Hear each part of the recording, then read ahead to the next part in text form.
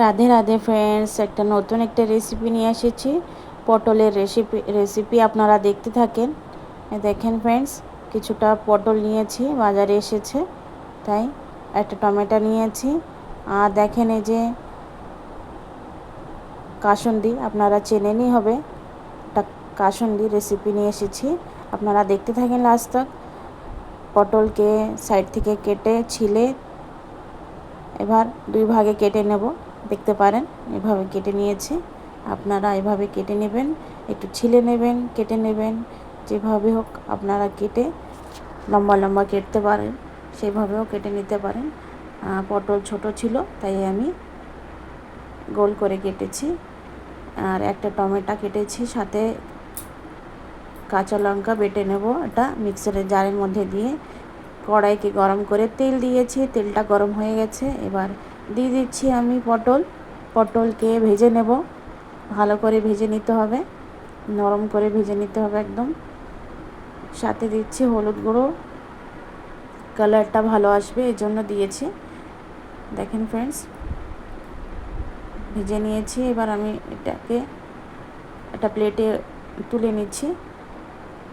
ওই তেলের মধ্যে দিয়েছি আমি জিরা, শুকনো লঙ্কা আর তেজপাতা, ভেজে নিচ্ছি। এবার পেস্টটা দিয়ে দেবো যেটা বানিয়ে রেখেছি।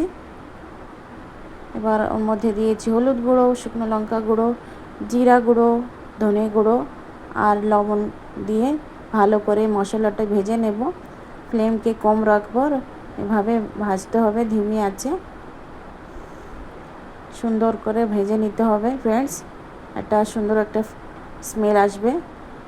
একটা নতুন একটা রেসিপি পটল দিয়েছি, এটা এই জন্য আপনাকে দেখাবো, এর জন্য এটা নিয়ে এসেছি। দেখতে পারেন এটা হয়ে গেছে ভাজা, ভালো করে ভেজে নিয়েছি। ভাজা হয়ে গেলে জল দিয়ে ফুটিয়ে নেব। গ্রেভিটা কম করে নিতে হবে। সুন্দর করে ভেজে জল দিয়েছিলাম, গ্রেভি কম হয়ে গেছে। এবার দিয়ে দেবো কাসুন্দি, অল্প একটু কাসুন্দি দিতে হবে। আর গ্যাসের ফ্লেমটা বন্ধ করে দিতে হবে। ব্যাস হয়ে গেছে পটল কাসুন্দি রেসিপি। আপনাদের কেমন লেগেছে আমাকে জানাবেন। দেখতে পারেন এটা নতুন একটা রেসিপি, পটল কাসুন্দি রেসিপি। খুব ভালো লাগে খেতে ফ্রেন্ডস, আপনারা জরুর বানাবেন ঘরে আর আমাকে কমেন্টস করবেন কেমন লেগেছে।